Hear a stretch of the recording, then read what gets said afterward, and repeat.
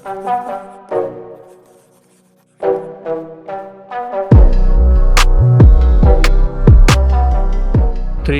two, one. So, Okay. welcome to the third episode of the UnCut Theory Podcast. For you guys out there, it wouldn't be a delay at all, but for us, we are filming the third episode after like 1.5 months, probably like 2 months or so at this point. As far as I remember, we sat down and like filmed this an hour-long podcast about like in the month of April, somewhere like that. Like, and now it's June, like About, the end of June. About a month and a half, I would say. Yeah. Back then we were like in the testing phase, we were like just messing around with a bunch of stuff. We had no idea about the audio stuff. The editing was so difficult in the beginning because we had no idea how to like edit such a long video, because both of us have just never had any experience whatsoever in that regard. Like the podcast, the first episode just sat down to be about like an hour 30 minutes or something like that, and by the time you're watching this, actually I think even the second episode would be out. So that's also about an hour or so. So we're kind of like getting our act together in that sense. Yeah, getting our feet wet. Yeah. But let's see how that will go. So, what should we talk about today? Yeah. Go on. Anything? But any preference, Yeah. any topic you want to talk about? Let's talk about driving, because that's been literally the only thing we have been doing for the past week, I would say. I would say trying the to get our past driving like 10 licenses. days or so, because it has been like that one Yeah, it has thing. been even longer, Yeah, for sure. considering the learning license and stuff. All the application forms that I have to fill online, and all the documents that you have to ready, and Yeah, for sure. it's So, the thing that is so painful about that is the fact that there is no like straightforward path towards it. Like, if you go on the government's website, it's just so fucking confusing that after a particular point of time, you'll just like give up. It is just so hard that it makes like zero sense. Like, first of all, I have no idea. Like, as a computer science student, I just don't want to name the company. Like, should we name the company who makes these websites? I think it's public domain, so I think that's not an issue. Yeah. So I just do not understand the fact that, firstly, it's a mess. I'll talk about the way government websites kind of like work. So In India, I think yes, in India. Yeah. I think I've interacted with many government websites all over the world in regards to like looking into immigration process and stuff. Yeah. And their websites are so clutch. It's like we are working in the 1990s. Most of the websites in India are static. Static HTML. Yes. Yep. Yeah. So for the people out there who have like zero experience with coding and that side of things, web development, what he's trying to say by static, he means is that it's in a linear process. And for those of you guys out there who know coding, it's like it's not doubly linked list. You know what I mean by that is you can only go in the forward direction. You're complicated. I think you're complicated. But a I'll bit. explain and kind of like make sense out of that. So Yeah, you can I only think go in the forward. I have a single sentence. Yeah. The kind of websites that you visit in like the early late 2000s on Internet Explorer, basically. Yeah. So I think the problem with that is you can only go in the forward direction. The moment you kind of like press the back button, it just crashes. You have to start your process over again. Like, you have to just go to their website, enter all your credentials and just log in over again. Which seems like so painful after a particular point of time, because you have been doing this for like a decent amount of time now. Like, I got a lot of my stuff lately. Like, I have been for the passport stuff. The passport stuff was kind of like, I would say, linear, in a sense that the process was like very streamlined. You don't have a lot of hiccups in that particular process. Mostly because I think it's like private, but for driving license, I think it's a huge pain in the ass. Firstly, we have to get like the learner's license, and even in like learner's license, like I had this issue that I made an application like about 6 to 8 months ago, and in this like huge, meanwhile in the pandemic and stuff, they changed their process completely to online, and because of that, my previous application, even though I made the payment, it would not proceed further. Like, it was a mess. Like, it did not make any sense why they did that. I had like a guy on the call the other day after like calling 20 people and just one guy just pick up on me. And then I had a conversation with him for about like 15 minutes or so, and they were just fucking clueless. Like, they had no idea what they were talking about, and they were like, oh, you just have to start your process over again, or otherwise just go to their fucking office, which is like 25 kilometers away from my house, just to get like 500 rupees back, which is, by the way, no guarantee that they'll give you back, because it's like non-refundable, non-negotiable, like that kind of stuff. So yeah, I think they mentioned that on their websites also, yeah, that for sure. everything you give, it's non-refundable, non-returnable. Yeah. So so I just had that particular bad experience. Then after that, learning license. Oh dude, don't even get me started on that. So we thought that we'll give a learning license like test for this driving license thing. So you have to get your first learning license and then you can apply for driving license. So of course we got it. It was pretty simple. Like, you have to give 10 questions. It's a test of 10 questions, and then it's an online quiz basically. It's an online quiz basically talking about like which particular symbol means what, and like just basic traffic rules. Basically traffic rules, and road if you signs, road signs. rules, if you kind of like lights. so if you kind of like have a little bit of an idea about road sense, basically you need to have. If you just ever kept your eyes open, you would exactly have the idea which particular symbol means what. So we gave that. Like, we gave 6 answers correct on a streak, so we didn't even have to give the rest 4, and we just passed the learning license test straight away. That was not an issue. But again, I mean, going through the website and stuff, this time, because I had messed up a little bit, I knew where I had to go. Then we paid the money. It was about 1,000 rupees or so this time. But the problem started, even though the process is online, when we sat down at 11 p.m, it was like a Saturday evening. They said you cannot do this because the number of learning licenses that they were supposed to issue has exceeded the limit. Like, it fucking defeats the purpose of having an online test. Not even that. Believe, you won't believe the utter audacity of this website. I think we were. It was around like 11 p.m, 10 p.m. I think. We were about to give the test, and the website straight away stopped us. And said like, no test after 8 p.m. Timings 8 a.m. to 8 p.m. I mean, no. What the? It was like 8 a.m. to 12 p.m. That was the first restriction. I remember. The first restriction was that. Maybe you remember the exact I remember the timings, exact details because I had a fucking nightmare doing this entire process. The first problem that I had was like, I paid that 500 rupees, my application got rejected. I had to fill another application. This time we paid the fees, everything went smooth, the details were right, all that kind of stuff. Basically, I paid 1,000 rupees again. So then the second issue that I faced was, we sat down on a Saturday evening, and it was about 11 p.m. We had, like, both of us had a busy day. It was like the beginning of my holidays, and I had to go through a bunch of stuff as well. So that was the only time we were actually free. So we sat down at 11 p.m. and thought that we will give the test. So it said that the number of driving licenses, the learning licenses I mean, that they were supposed to issue has particularly exceeded the limit. So you have to give the test tomorrow. So we thought, like, on a calendar basis, tomorrow means after 12 p.m. So we sat down 12 a.m. sorry. So we sat down after 12 a.m. and after 12 a.m. it said that you are only supposed to give the test between office hours. And their office hours meant from 8:30 a.m. like 11:30 to like p.m. late at night. And it like made zero sense. Like, it just defeats the purpose of having an online test. It defeats the purpose of having a website.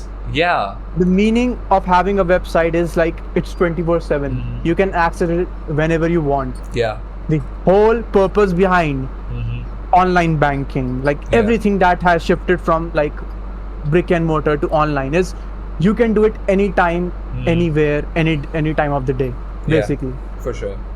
So then the other day on Sunday, we sat down.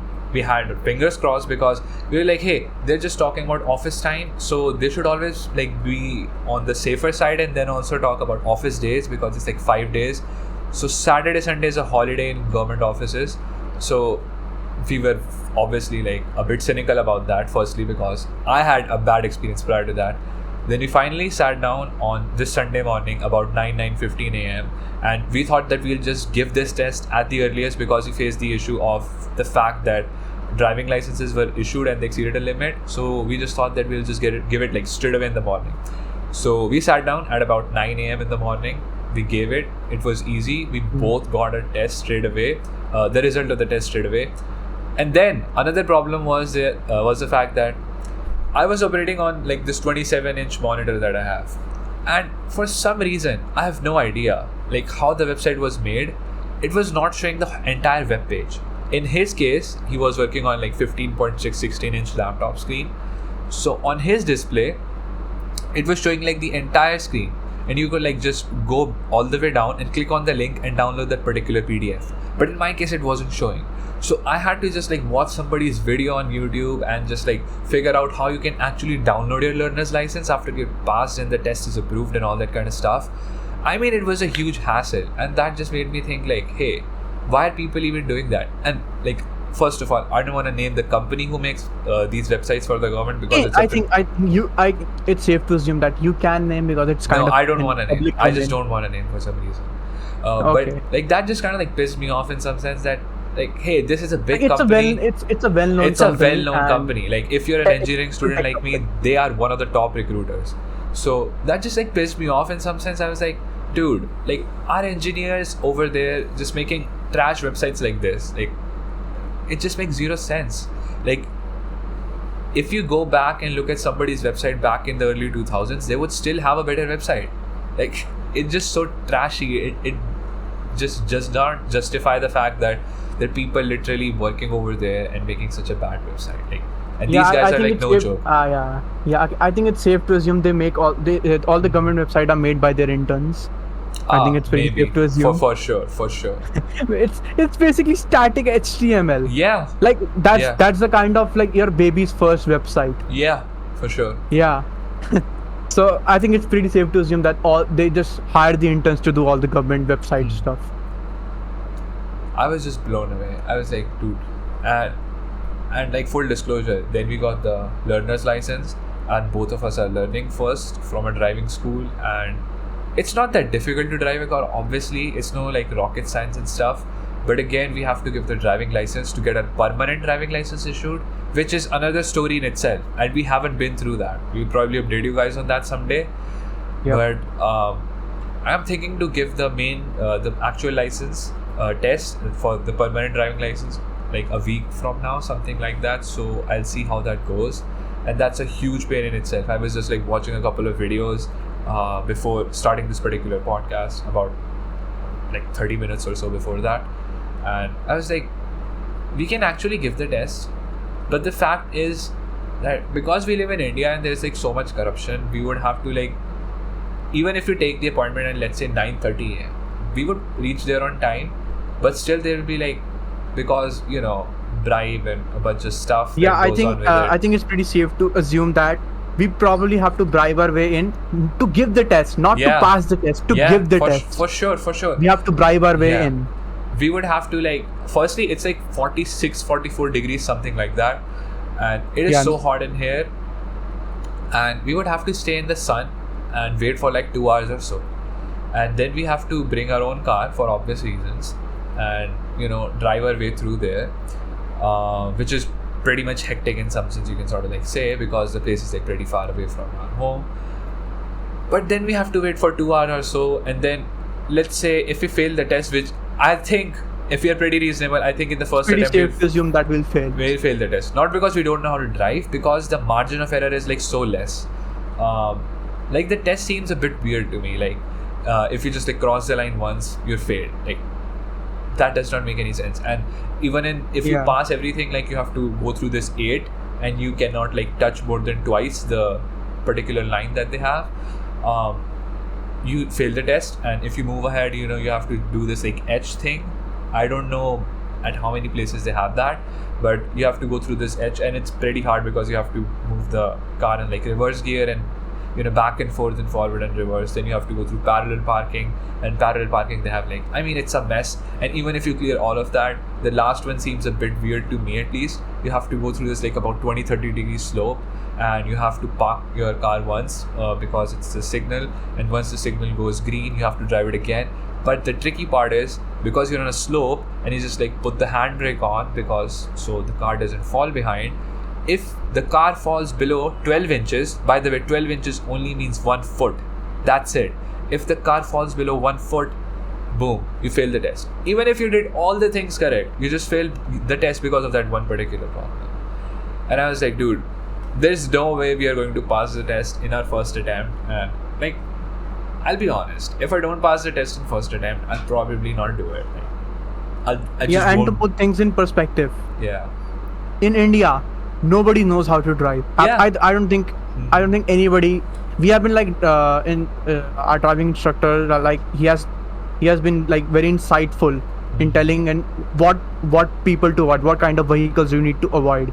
Yeah. And like 90%, in fact, even when we were like driving on our own with our instructors, nobody follows the rules. Absolutely no one. Nobody gives an indicator. Nobody knows when to turn, how to turn. And the best thing that happened was, like, it was his turn to drive, and we were going around a U-turn, and this random cab driver just passed by and said, "Hey, you don't know how to take a U-turn." Of course we don't know how to take a U-turn. Can't you see the big L that's written that represents Not learners? just the L, there's a huge poster on top of the Like car. there's a huge poster that says like this is like learners, basically. Yeah, learners. Yeah, it's a car that's made for learners, and there's an instructor that's teaching how to learn, maintain your distance, like something like that. There's a huge banner, you can see it away from like miles, and this guy just turns around like Dominic Toretto from Fast and Furious and goes like, "Hey man, you don't know how to take a U-turn." Of course we don't know how to take a U-turn. Yeah. I mean, stuff like this just pisses me off, dude. Like, I don't even know how to describe it. But sometimes I just think to myself that, like, why have they made the process just so difficult for the average person? Like, the average person doesn't even have time. Like, the average person already has like a lot of shit. Yeah. No, I think it's pretty excusable because like driving is serious business. Basically, you are piloting a ton, like a 1 ton of death machine, basically.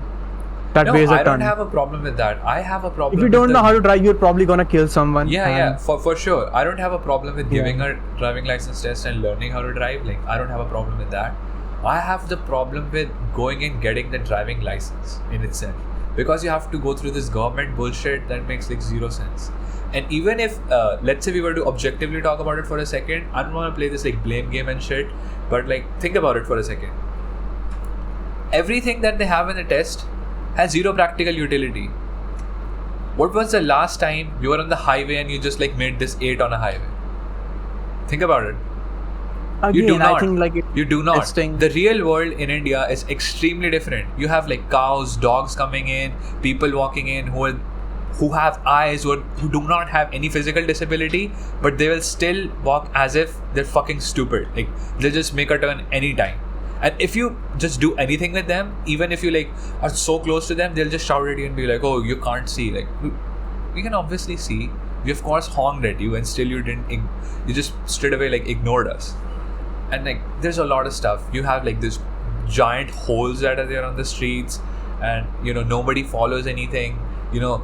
I mean, the funniest part, I think it was Gabriel Iglesias stand-up comedy that I was watching the other day. He talked about that in India they have lanes, but the only purpose of lanes is like to tell you in which direction you are moving. Like, it makes zero sense, dude. Like, we have 3 lanes, nobody follows it. It makes zero sense. The whole purpose of lanes was to follow the lanes. Just nobody follows it. It is insane to see that. It is insane. Like, we have been driving for like about a week, and like 8 days. For me, it's 8 days. I don't know how to describe like what the people are thinking. Obviously, like, we drive on the left side here in India, and you would expect that you maintain that lane distance. That if you are in from the left and you trying to take a left turn, you'll go through the left lane and enter the left lane. If you're trying to take a right turn, you look around, you will check that nobody is in left of me, nobody is in the right of me, nobody is behind me trying to overtake me, and then you take a right turn towards the left lane. But here in India, who gives a fuck? Let's just turn towards the right lane drive inside the right lane, and then we will sort out where to go after that. Yeah. And mostly what But happens is like there's already yeah. a guy coming in from the other direction in the right lane. Like, so you're moving basically from left lane. There's a guy over here in left lane where you were supposed to go. But because you had 5,000 fucking IQ, you thought like, oh, I'll just move from the right side. And because you moved from the right side, there's already another guy coming from the right side. So both of us, you're just honking at each other and just shouting at each other and just like abusing and cussing. And you're like, hey, you don't know how to fucking drive. Dude, you're fucking stupid in the first place, dude. Why you're just violating the basic traffic rules? And people talk as if they know everything, which is like way far away from the reality. It just blows my mind all the time. Like it is absurd to me. And secondly, like I have thought this sort of like through. The whole purpose of this was like to first learn how to drive. And in my experiences, like it's been about 8 days. The only thing that's left is a little bit of reverse gear. Even though I've messed with it in my own car, like last year when I was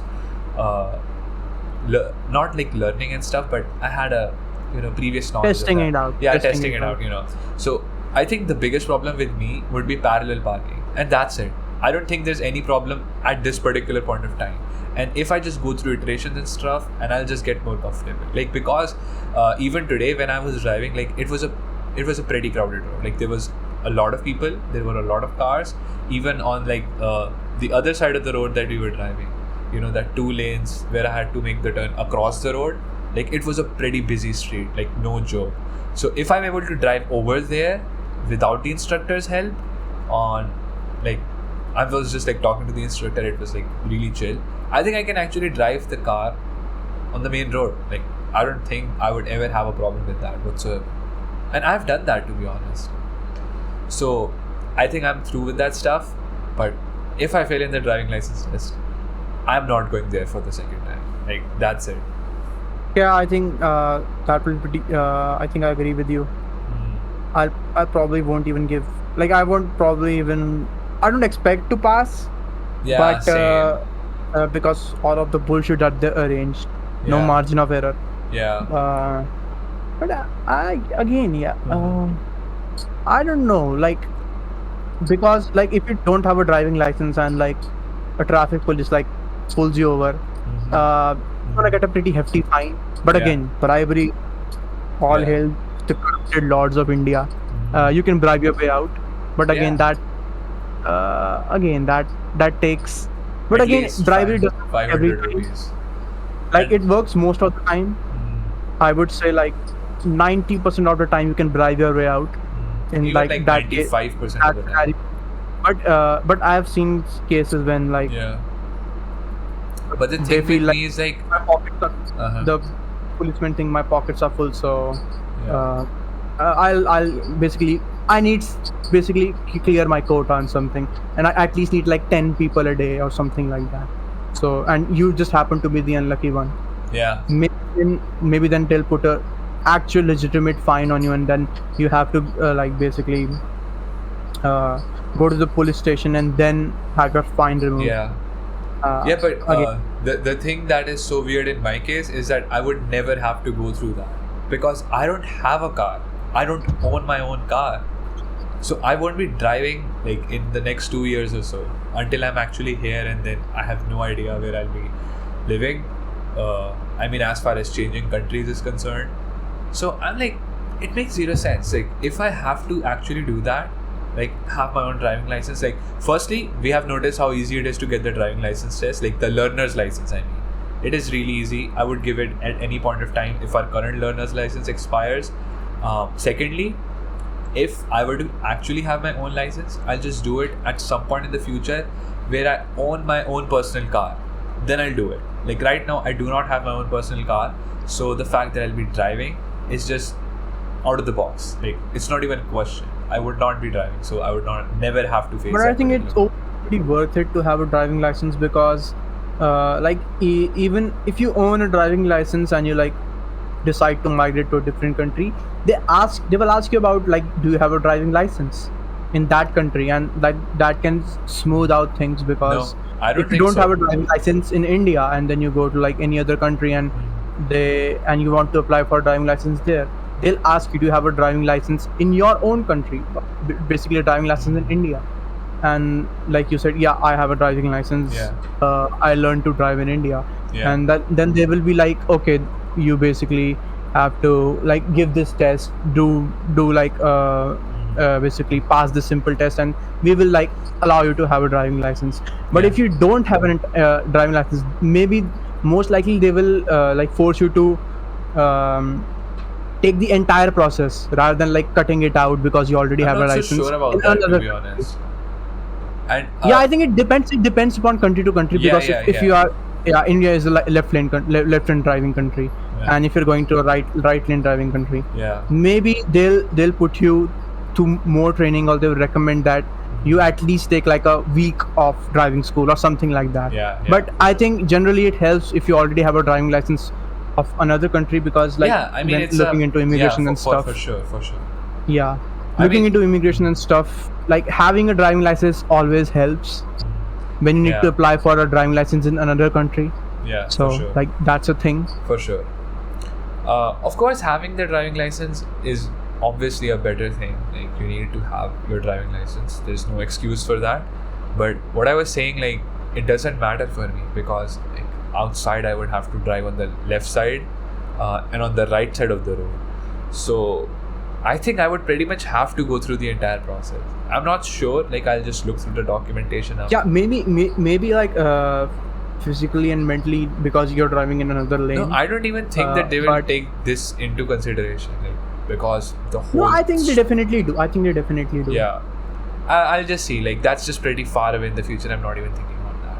But yeah, for those of you who are curious, like this is how we're wasting time for the past month or so. So that pretty much took like a decent amount of time. It's been more than 20 days, and before it's still taking a lot of time. Yeah, it will still take a lot of time. Before that, I was busy with my passport stuff. In the month of May, in case you guys were curious, I had the major exams, and I'm really happy that the result came out to be great. I would not say it was the best, but it was beyond my expectations, to be honest. I thought that I'll get it back in like one subject, but it just went by pretty smoothly. I'm really happy about that. And before that, in like the second week of April or so, that's when we filmed the 2 episodes for the podcast that you guys may have watched at this particular point of time. There's a significant gap in there's a significant gap in that particular time, and that just that's how we spent like the last 2 months or so. Because like the first few episodes were basically proof of concept, you can say. Again, we have a 0th episode which was like proof of concept for like the hardware stuff. Is our hardware even enough that we can basically record a podcast? We can just pull it off. And that got a green tick. And the first and second episodes were basically proof of concept for the editing. Yeah, for sure. And even like the first and second episode, they were like really chill. Like I don't think that we'll delete them or something like that. I mean, I'm pretty happy with... I think they're decent. I would say they're decent. I don't think... considering the fact that they were the first episode, I don't think I have a problem with that whatsoever. So... Yeah, again, and even... but if we delete them, like... Technically, it is the first episode. It was the intended first episode. So I think it will lose a lot of context if we were to like delete the first episode. So that I think that's kind of dumb. So we probably won't be doing that. For sure. Because it turned out decent. I would say it turned out very decent. I would say it was good enough. It was, I would say, at par with our expectations, I would say, as far as shooting the first episode was concerned. So I would say I'm pretty happy with that. So the whole point of the conversation was that we have for a few minutes or so, I think it would be like 20-25 minutes, was the fact that it is so hard and it is so painful to get through this like government-based stuff if you live in a third world country. And it often makes me think, why aren't they moving it? I like to interject. I don't think like every third world country has this kind of issues. India in particular, it's a hell. It's basically hell to go through like any kind of government process, and like I have nightmares. From the stuff like my father tells me, like when you have to go to the bank to get stuff done. Dude, don't. I don't even want to talk about that. Like it takes so long to get your stuff together, dude. Like if you have to update stuff, like update your passbook, you have to stand in the line. And I mean, things are pretty decent now, at least if you go and have an account at a private bank. But if you have an account at a government bank, it's really painful to get your stuff through that. Also, like, I mean, the regular government stuff, I mean, it's so painful to get your stuff in that case. Like, it's just so hard.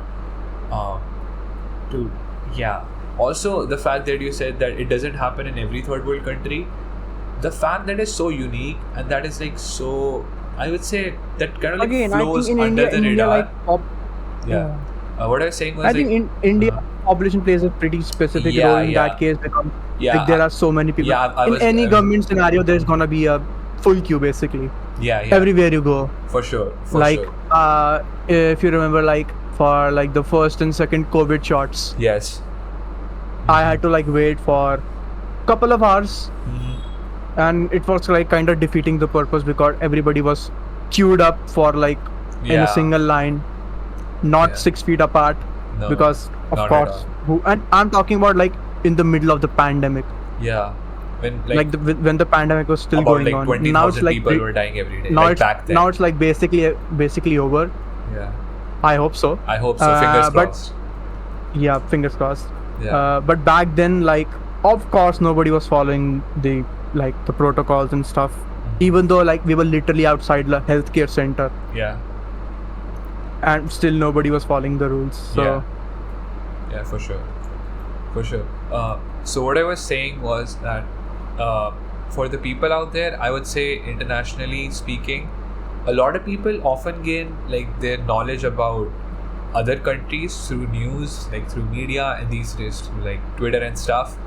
But what kind of like flows under the radar in that case is the fact that India has unique problems in itself. Like I think it is the small things like like things like these which we are conveying. You won't listen any news. Yeah. For example, this Nobody whole conversation about driving license, we just talked about that news for channel like 20-25 minutes. No news channel, no independent journalist would ever cover this. These are like kind of the small things like that make your experience in a country worse. I would say. And not just worse, it's like a nightmare. And like, I won't say like in that kind of scenario, India is super bad because like, how do I explain this? Like, India has a sense of freedom, I would say. In that scenario, that again, if you don't want a driving license, go for it. Nobody has a driving license. I think like only 20% of the people have a driving license. And out of those, I think only like 5% have a legitimate bribed license, basically. Yeah. Like most of the people I know that like failed the test once, basically went here, take like a couple of thousand rupees, just give me the license and let's be over with it. Yeah, for sure. And for sure. Yeah, so there's but again the illegal kind of like technically it's illegal, but it's somewhat immoral, but it's not like actively harming someone. Yes, for sure. But still, like, driving is kind of a gray area because like if you don't know how to drive, it's very likely that you'll end up in an accident. So yeah, putting that aside, like India has that kind of a sense of freedom that you can actually do anything you want. Yeah, I mean, and nobody cares. Absolutely, you can basically do a lot of illegal stuff in India that you cannot in like any other country, any other first world country, especially. In that case, like it's the small stuff, I would say, like that's like ethically somewhat in the gray area, and it's pretty illegal, like the kind of stupid laws that nobody likes to follow, basically, for sure. Like jaywalking and stuff like that. For sure. I think in that kind of sense, again, maybe I'm just used to it, that's why I'm saying it. But maybe like if we go of course, like stuff like jaywalking, maybe it's like comfortable for you because you've always been in that environment where everybody like crosses the road whenever they feel like. But if you look at like objectively, nobody has like ever followed a zebra crossing in India, I would say. Yeah. And like I've never seen I it. don't blame them because I will say like there is like one zebra crossing in every city. That's it. Just one. Yeah. Yeah, in In our city, I Delhi- think there's only one zebra crossing. No, That's there's it. actually a lot of them, but in residential places we don't have them. Like if you go to Yeah, the basically place, where you expect people to walk, Yeah. there is just no zebra crossing. Yeah, So I yeah, don't blame for the people sure, for like for sure. jaywalking and stuff. Like what I was saying was that India has like unique. But again, problems itself. maybe if the government build a lot of zebra crossings in like the places where people expect, or like in places where people are like needed, basically, maybe like things will improve, road accidents will decrease, and like the traffic would be less congested. But who knows, because it's never been tried, so I can't say. Yeah. So what I was basically sort of like coming up to with this whole entire conversation that we had, it's the fact that what sort of like goes under the radar and what sort of like is unheard of is the fact that India has its unique problems in itself. Like if you would imagine any other third world country, it does not have so many problems. Like first of all, we have poverty, extreme poverty that nobody talks about. It's like, I don't know the exact statistics, but I it's think like even in like Western media and stuff, like they kind of portray the urban. yeah. I would say the urban poverty. They focus more on the urban poverty, which is like these people are living like horrible lives and stuff, but like that's nothing compared to the rural poverty. Yeah, for Because sure.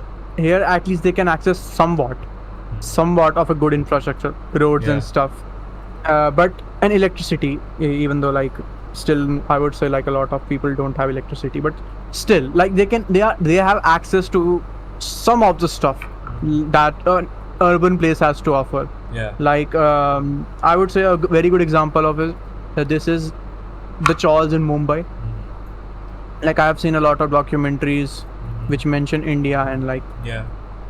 generally like they like focus on the chawls more, specifically the one in Mumbai. Yeah. Basically it's a slum area Uh-huh. in an urban city, Yeah. so a very very big slum area. Yeah, the biggest slum in I the think- world, I think. I think it's like by the margins of size, I would technically, because when you imagine a slum, it's like a small group of houses, shanty houses, But it's basically. like a whole society. It's like It's like a whole society. It's Yeah. basically a city. It's a basic, yeah, for sure. It's basically a city. Yeah. But that's like a drop in the bucket when you compare it to like The other problem. the countryside, people who live in the countryside and Yeah. stuff. And not to say like there are some people who live in the countryside and are like extremely well off because they have a lot of land, but again that's like a minute minority, Yeah. minor than you think. Yeah.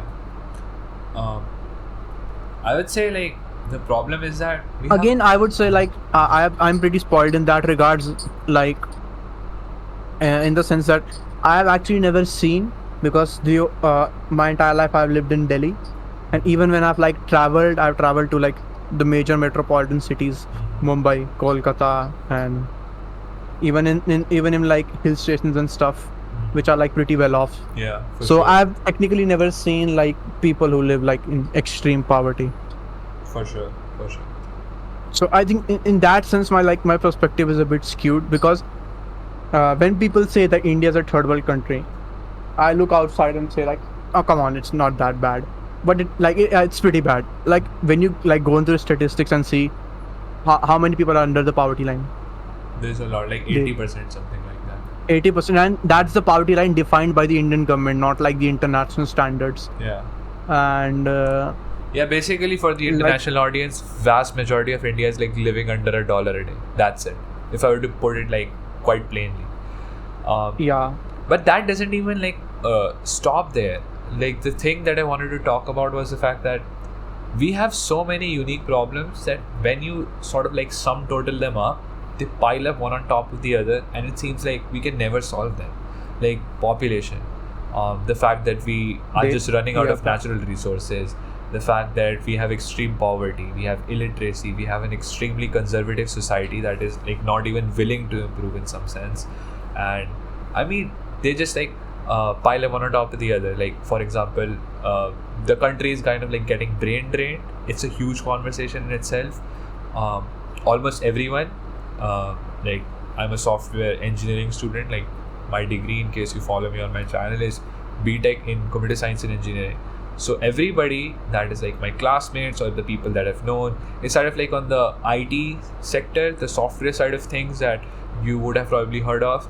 Like, so everybody just wants to leave the country. Like, everybody, not even a single person. Yeah. Like basically the stereotype that a lot of Western audience have about India. It's true. It's not a stereotype true. If it's true. It's actually true. Basically. Yeah, because it's 100% true. Yeah, the stereotype that the Indian guy is an IT guy. Living in India when I was like in, I would say like high school, I was like, oh, this is like basically the like how this stereotype like Indians outside, and like it's bullshit. Nothing like this happens in reality. And I went to college and I looked at my peers and my classmates, and I was like, oh shit, the stereotype's real. Yeah, for sure. And I was blown away because like even in like our national media, it's like I won't say it's like stereotyped, but it's like pretty well known that everybody wants to be an engineer. And there are a lot of Bollywood. There is a like even in like entertainment media stuff like Bollywood and stuff.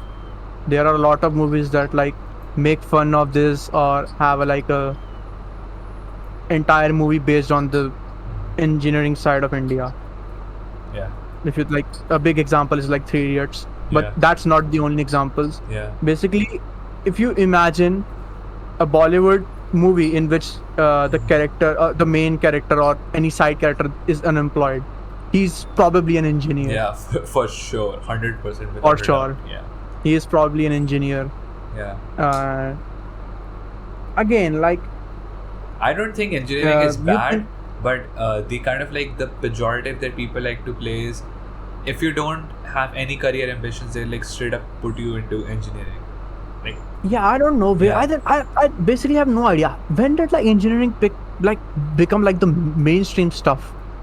It never actually became the mainstream stuff. The problem was that it is the mainstream. Think about it. It's not basically at all. Not at all. If you go in the sort of like the rural India that we just talked about, people also want to become doctors. People also want to become lawyers. And even like, if you like think in the grand scheme of things, let's sort of like put it that way, people want government jobs. People want stability in their life. So, but again, like government jobs, as in like government engineers. No, and like government civil servants. Not really. I would say the vast majority like of people, civil engineers, I would say.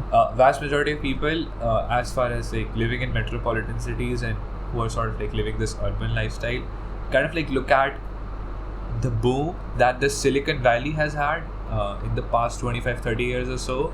And it's majorly because of, I wouldn't say entirely, but it's majorly because of the fact that they allowed Indians and Chinese to just kind of like step in and boost their economy. Because I think that was the only thing that I can pinpoint. Like, this played a pivotal role in like, for sure, like fostering the engineering dream in India, I would say. Like the prospect of like immigrating to America and like basically having a way better life by being an engineer in America.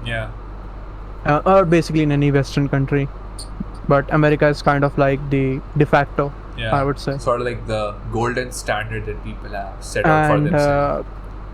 Again, like people say, oh, that's a stereotype. No, it's not a stereotype. Like, people in my family, in my close family, they are engineers, software engineers, and they are in America. So I don't know, like, maybe it's not a stereotype entirely. But again, like, even then, I don't think like the kind of way that engineering trends in India, I don't think this prospect of like going to America and becoming an engineer in a like one of the like trillion trillionaire companies and stuff, like in basically the big tech. Yeah. Yeah, like The Fortune Meta 500, and yes. Meta, Google, Yeah. stuff like that. Even like a multi-billion-dollar. Yeah, I don't think it basically that's everything. Like I don't think that's the only thing.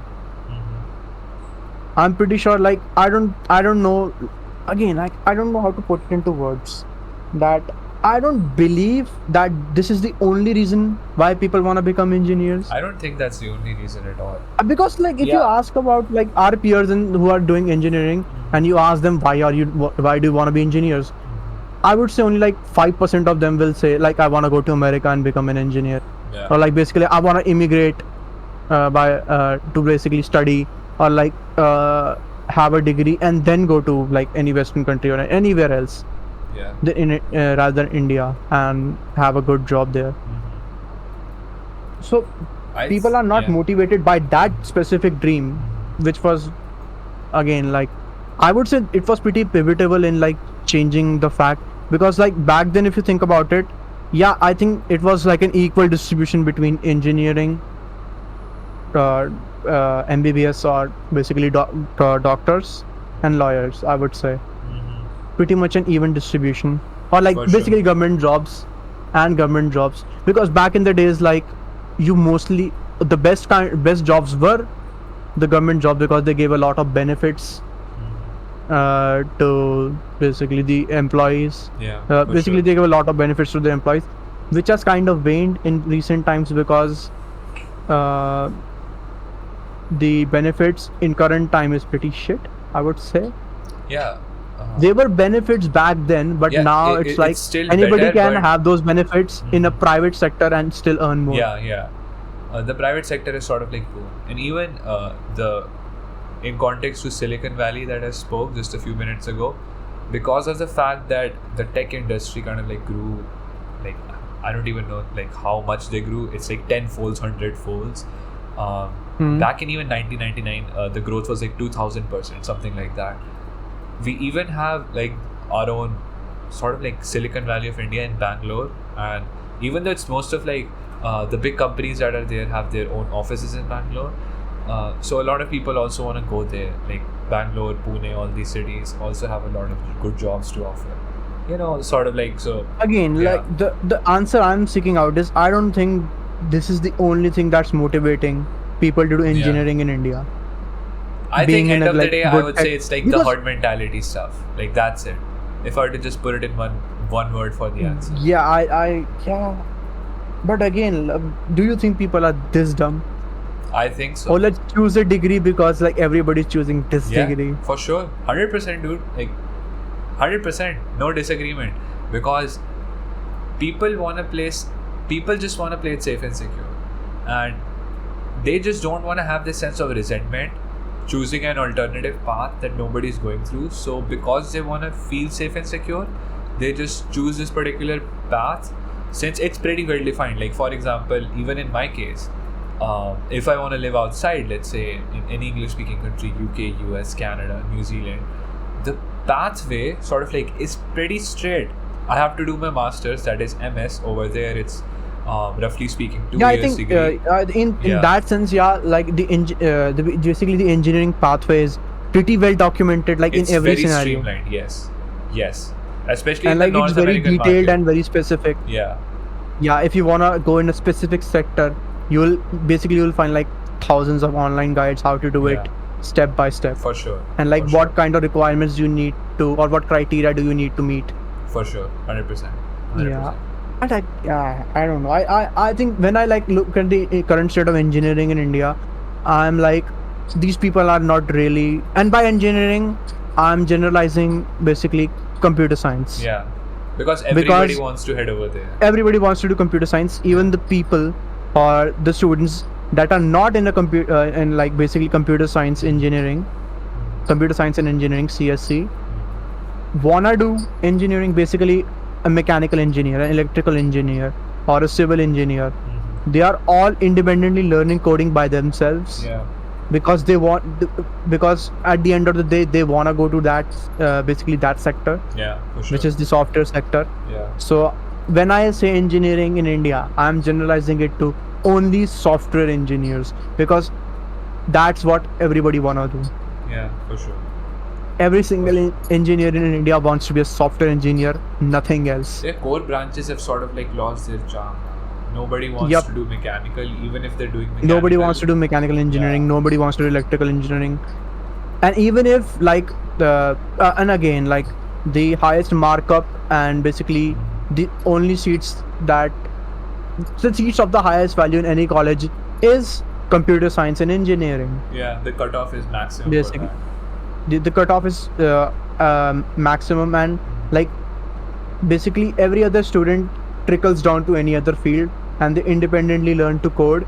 And when they're applying for placements and stuff, they independently apply for basically any engineering job, Yeah. which requires computer science. For sure, 100%. But I think like that kind of defeats the purpose, because again, like when I talk to I think okay, I won't mention any person specifically. When I talk to engineering students in India, they are not motivated to code. Basically, Yeah. they don't know how to code. They're just copy They don't pasting. wanna code. They don't yeah. wanna code. They don't know how to code. They have no passion for coding. They don't know what basically software engineering stands for. Yeah. What is it all about? You know, they just don't even know the basic stuff. And it's kind of Like even weird. when I was in like my high school and we had to choose subjects. Again, from the very beginning, I have been like a very tech nerdy kid Yeah. from the very beginning, and so of course I chose coding because I love coding. And currently I'm not doing engineering because like I think engineering is not my calling. I'm basically doing VFX and animation because again you can argue that's somewhat related to computers and stuff. Yeah, I think I wanna make my future in computers and stuff. Anything that's basically related to computers. So again, like even my teachers and like the relatives I spoke about who live in US, they knew my potential. Like I have interacted even in like school. A humble brag, but I think I was way better than any student in my class. As far as And I computer think science this is guy can concerned, back. yeah. Yeah, would I think this easily guy put can you in back the me up top on three. that. Easily. Yeah, when like because like I used to code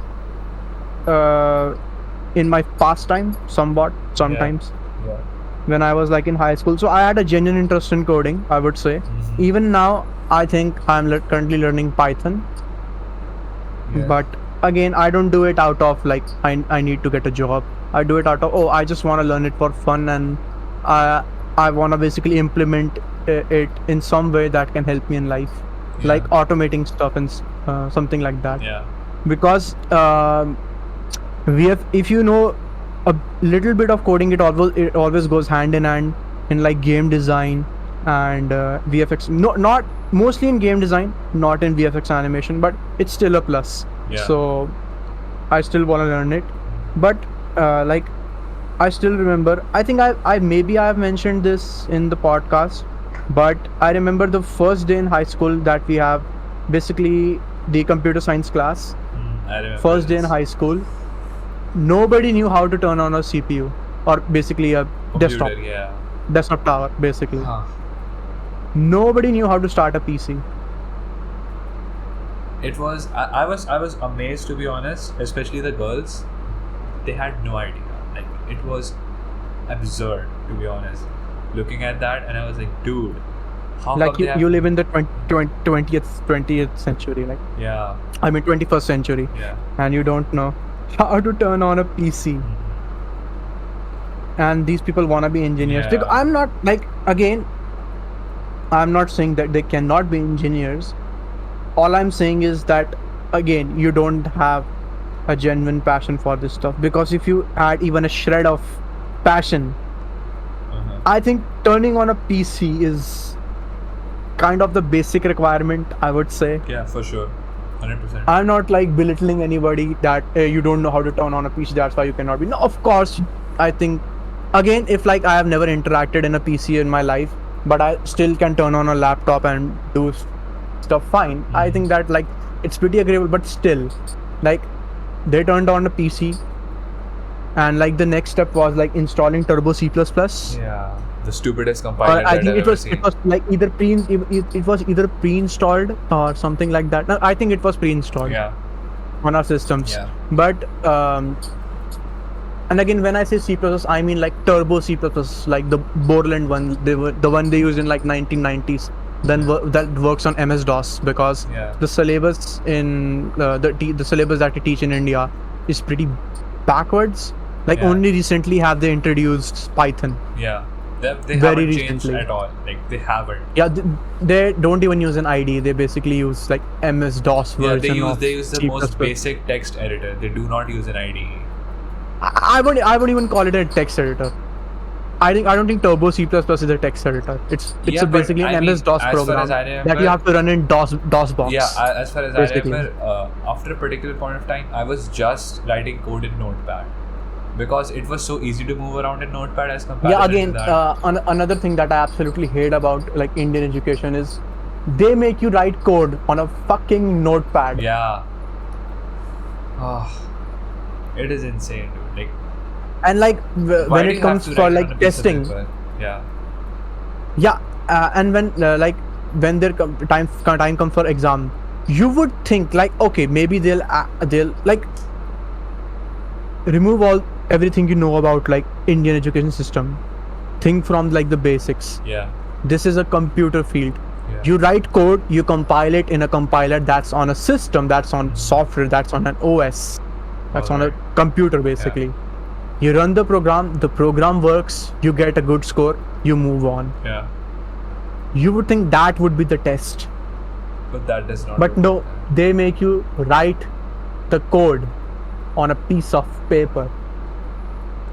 It defeats the purpose of being The whole point of having a compiler and like having debugging systems is like if you make a mistake and you run the program, an error will return on the terminal and you will be like, okay, there's an error on like line 19 or line 17 and I'll fix it. Yeah.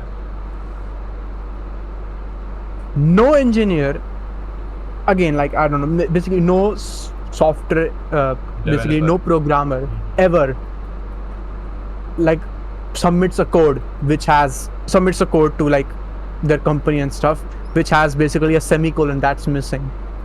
Nobody does that. Nobody. Yeah. And you are basically judging people, oh, do you remember the exact syntax of how to run a code? That doesn't matter. Yeah. Coding is all about problem solving and how you can make your program more efficient. How can you write more? Yeah, for sure. Basically do more by writing less lines of code, basically. For sure, 100%. And even in that And this regard, you defeats know, the you purpose talked about, entirely. yeah. Like again, you can argue that again. I would argue that okay, maybe they don't need to have us write code on paper. Maybe you can at least have theoretical questions like Yeah. what is OOP, define inheritance, Yeah. what is modularity, Yeah. stuff like that is still acceptable. But writing a code on a piece of paper, and basically, and the opposite is also true. They'll write a code on the question paper and they'll tell you, this is the code. Write the output on a piece of paper. They want you to do the work that the compiler does, basically, which is even dumber. Even dumber. Yes, 100%. And because of the fact that people have to write code on a piece of paper, like even right now, I'll be going into the third year of my degree. And this is I People was talking don't about know how high to school. debug. This continues into college. Yeah, for sure. Into university. Yeah.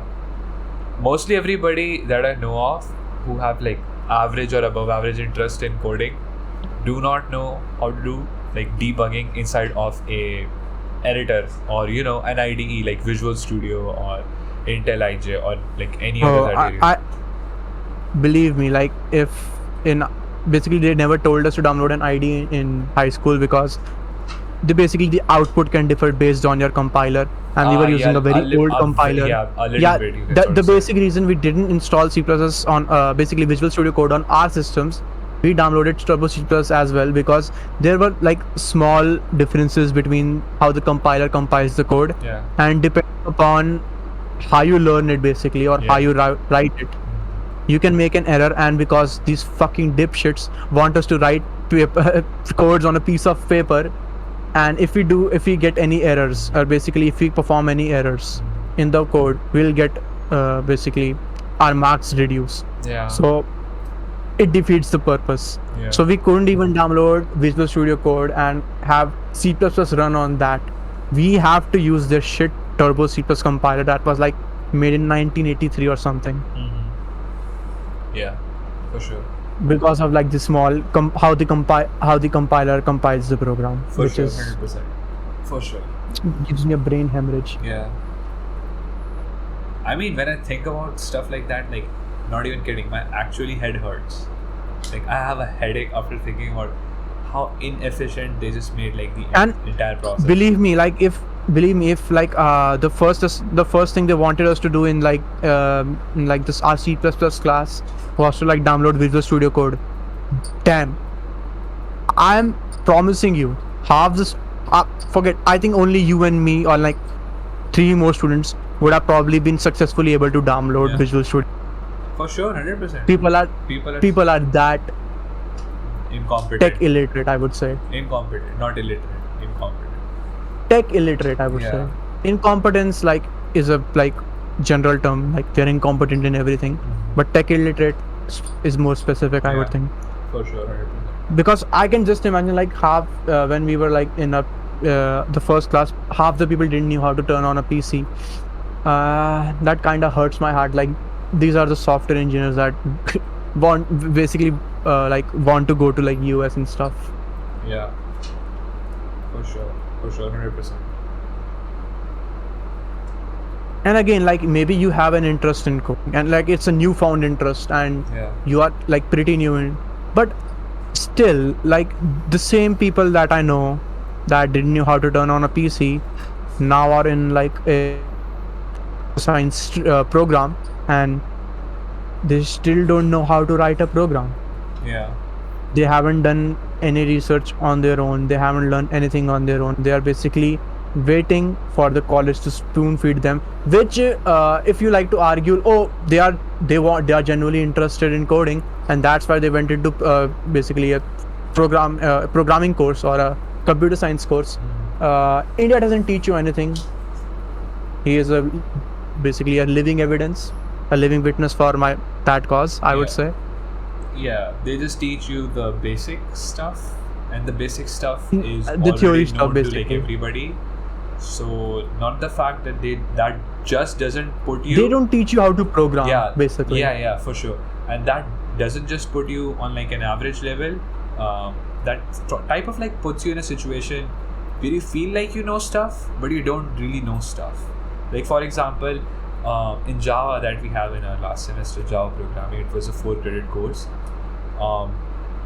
It was mostly theoretical for most of the, I would say, lectures. Our professor was really amazing. He was a really nice guy. He taught us everything just through, but it was amazing and it was just like worthwhile to take those classes if you were kind of like doing coding prior to that, or you were just doing coding side by side, but mostly everybody wasn't doing it that way. They were just straight up like chugging up on the theory. To simply, sorry for interjecting. To put it simply, the college expects you to learn coding by yourself and they'll teach you the theory stuff, Yeah. the somewhat problem solving stuff, Yeah. the theory behind coding and theory behind computation and stuff. Yeah. They'll teach you that. But in order to basically learn the real life skills of coding, Yeah.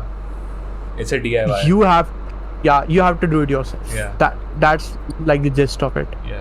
And I think No that's college where in sort of India, like the- even the best colleges in India don't teach you about anything about coding or how to write a program. Yeah. They just teach you about the theory behind the program, the history behind the program, and everything that's kind of related theory-wise, nothing practical. Again, I just don't want to name any names, but like we are just primarily talking about sort of like the university culture that is there, and that pretty much exists like almost in every college. Like that's pretty much the culture. Engineering is pretty streamlined Yeah. in like it's very similar. I doubt like there's any difference in No, it's engineering in like a hardly- top college hardly. or in a like bottom feeding community college. Yeah, I don't think so. There's a lot of difference. I don't think there is any difference. Yeah. Again, like, how do you would think, like, if so many people are enrolling inside a engineering course, so many people, like, I would say like 20 lakh people every year. Yeah, at 12-13 lakh. Yeah, 20 lakh, including like everything. Like, I'm talking about like from diploma programs to like master's programs, around 20 lakh people, I would say. Yeah. You would expect like the quality of education to be phenomenal. But it doesn't work like that at all. Like, you would think like so many people are enrolling, so much money is being put into this specific course. The colleges, the institutions, the education board would maybe, just maybe, put some little effort into their syllabus, into their education. But it's like the complete polar opposite. Yeah, for sure, 100%. I would even argue like some other courses teach you more about coding than like CSC. I would say like computer science programs don't teach you enough about coding than like some other course that has like a elective in coding or elective in any kind of programming language. They teach you more coding in that course than you will ever in like entire 4 years of a program in computer science. 100%. Even like my degree is BTech CSE. There's like BTech IT, that is information technology. There's also BTech AI that is offered in a college. There's also BTech CS, just computer science. Even though it's like debatable which is better than what, but it all comes down to it, like all sort of like boils down to the same thing. Yeah. Again, but that's the thing, like it defeats the purpose of being an engineer, a software engineer. You don't know how to code. And like that kind of leads to like the negative stigma that is carried by software engineers, that like in any movie that you see in Bollywood or like even in Hollywood and Western media, it's portrayed that like Indian engineers are unemployed. It's because of that. And when you like again, it's the small things that make everything in like a third world country bad. It's the small things. Yeah. It's a small thing. Like this kind of stuff you won't expect when you're like in a first world country. They're not like these micro hassles that make your life more miserable every day. Yeah. The whole purpose of this sort of like podcast and kind of like what we're talking about is the fact that your life in a third world country is just extremely hard, and it's like those small tiny little things that makes your life harder. I would argue both of us and a lot of people in India, we are on basically a privileged spectrum. Privileged side, basically. Extremely privileged side, because like if you look into statistics, like 80% people live under $1 per day. Or something like so that. So we are basically talking from a privileged standpoint. And basically nobody can argue that like, oh, you're from India, so yeah, like you must be poor, you're having it tough.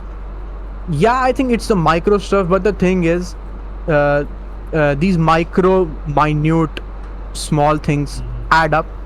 And like it's the same for us, a person who is extremely rich. We are not extremely rich. First of all, we are privileged, not extremely privileged. We would say like we are the middle class of India. I would say. Yeah, middle class to upper middle class, that particular bracket. Yep. Yeah. The kind of issues we face are faced by somebody who's extremely like in extreme poverty, in a middle class, or even in like extremely upper class. Everybody faces these kind of minute issues. Like it doesn't matter if you're driving a Rolls Royce or a like Tata Nano. It doesn't matter. You'll still run into the same traffic bullshits that like anybody does. Yeah, for sure, 100%. So again, it's those minute, small stuff that adds up and makes your experience horrible. But I hope things sort of like improve in the future, and we'll see how that goes. But I'm pretty optimistic. I'm optimistic in some sense that things will improve. But yeah, like again, like there are some people that I would say like not ultra nationalist people that argue like our country is great. Yeah, I know. Like I mentioned in the very beginning of like pretty much somewhere in this podcast. Yeah, like there are stuff about India that I like that Western countries don't have. Like there's a like sense of freedom, like you can do anything. Like you are basically not bound by stupid laws in India. They exist. There are stupid laws in India, but there is nobody to enforce it. Yeah, for sure. For sure. Like another thing is like, again, that like it's kind of iffy.